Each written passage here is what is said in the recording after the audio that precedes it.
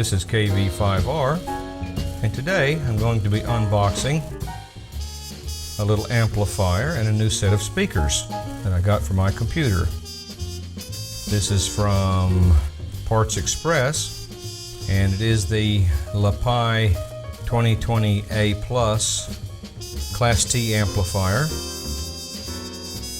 and the Dayton Audio B652 6.5-inch two-way bookshelf speakers. Here's the little amplifier.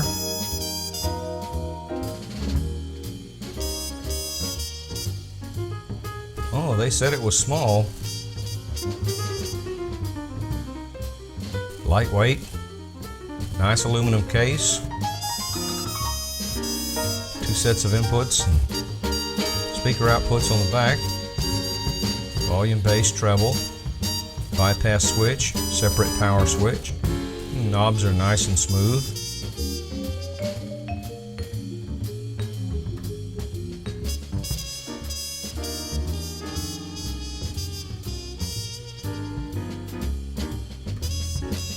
Okay, now let's look at the power supply. This is a 12-volt 2-amp supply. It says Vonage on it. I guess they got a good deal on them. Now, unbox the speakers.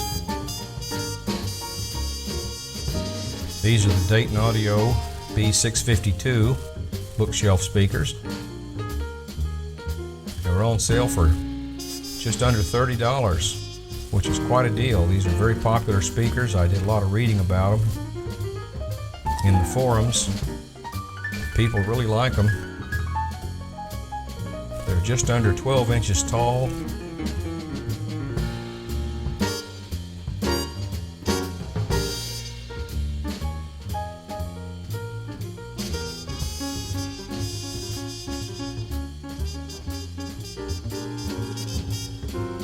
Okay, now I'll get the other one.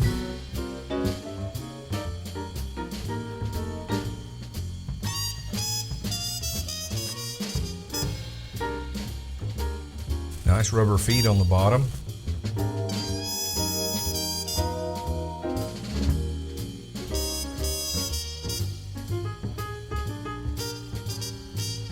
Removable grills. Oh, look at this. Polycone woofers with a rubber roll edge.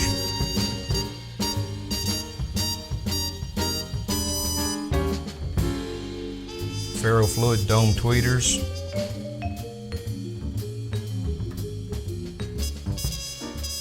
You can tap a woofer like that gently and hear the box talk back to you, and this one has a nice sound. It doesn't sound boxy at all.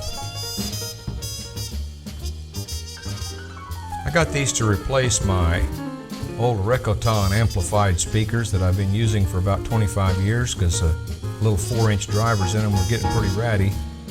I wanted something just a little better, and this is quite a deal. 25 for the amp and 30 for the speakers. And name brand speakers of this quality tend to cost 3 or 4 times this much. You can look anywhere and see a decent set of bookshelf speakers with a name brand on them that you would easily recognize. 85 to 150 bucks, and they're usually 5 1/4s, not 6 1/2s. I made these cords while waiting for the speakers to come in and didn't realize that the speakers came with cords. So there's some nice red and black solder tinned cords in the box with the speakers. Made one cord short because I'm going to set the amplifier on top of that speaker.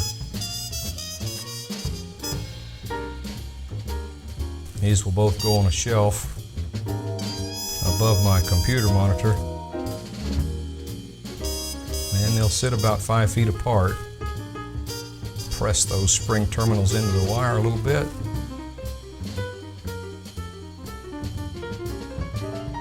This thing is so small it's hard to hold.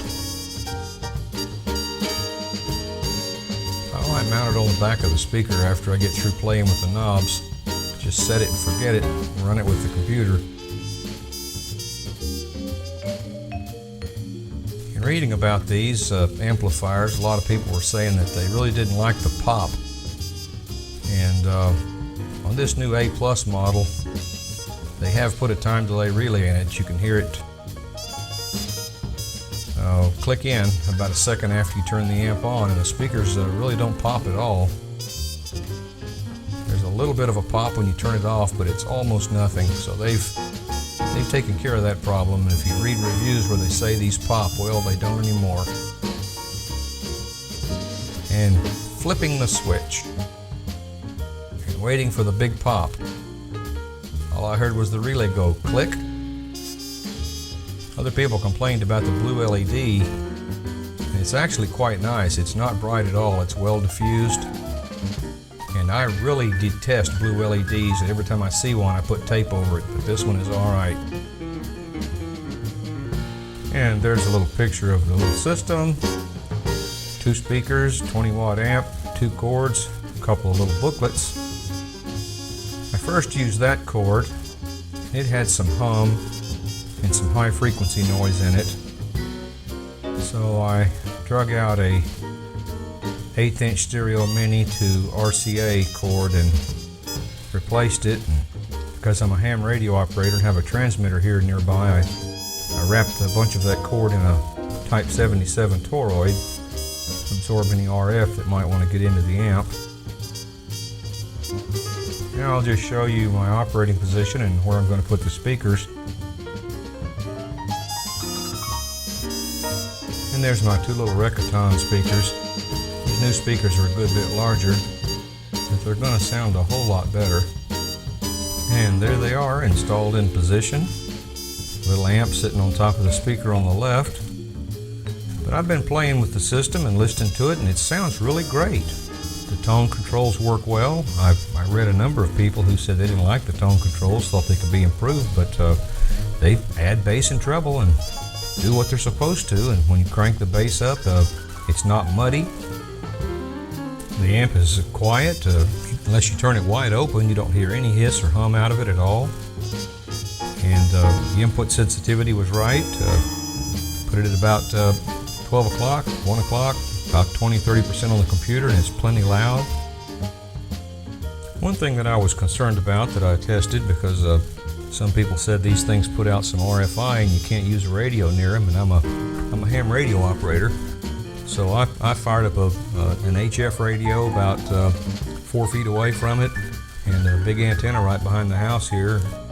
And I dialed around all the way from long wave to short wave and through the AM broadcast band, and didn't hear any noise coming out of it or the power supply. Although I did have a lot of noise from a lot of my other electronics. So I'm very pleased with the whole system. It sounds good. The speakers are not boxy, they're not muddy, they're good and clear. And a little low-cost amplifier and its power supply are very quiet and they sound good. So it fits right in here and it fills the bill perfectly. So it's a good sound system for well under $100. So there you have it. The Lepai LP-2020A Plus digital Class T high efficiency 20-watt amplifier, and the Dayton Audio B652 speakers from PartsExpress.com. And this has been an uncompensated independent end user review by KV5R. And if you like my videos and my reviews, please subscribe, Wagon 1, and please visit my website, KV5R.com. Thanks for watching.